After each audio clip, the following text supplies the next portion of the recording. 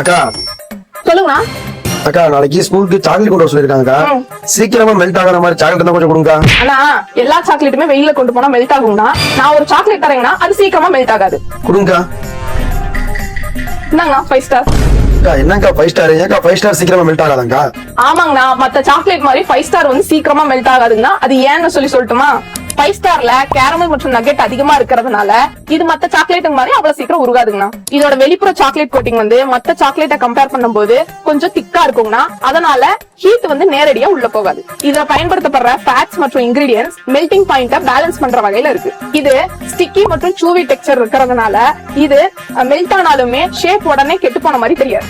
இந்த 5 ஸ்டார் சீக்கிரமா melt ஆகாததுக்கு reason என்னன்னு கேட்டீங்கல்ல, இது மேனுஃபேக்சரிங் டைம்ல டெம்பரேச்சர் கண்ட்ரோல் மற்றும் ஸ்பெஷல் ப்ராசஸிங் மூலமா இது பயன்படுத்துறதுனால அவ்வளவு சீக்கிரம் மெல்ட் ஆகாம இருக்கு. இந்த 5 ஸ்டாரோட ராப்பர் டிசைன் கூட ஹீட்டை கண்ட்ரோல் பண்றதுக்கு ஒரு ரீசனா இருக்கு. அதனாலதான் நான் மத்த சாக்லேட்டை கம்பேர் பண்ணும்போது இந்த 5 ஸ்டார் வந்து கொஞ்சம் ஸ்லோவா மெல்ட் ஆகுது. உங்களுக்கு இந்த 5 ஸ்டார் ரொம்ப பிடிக்கும் அப்படின்னா மறக்காம கமெண்ட் பாக்ஸ்ல 5 ஸ்டார்னு கமெண்ட் பண்ணுங்க.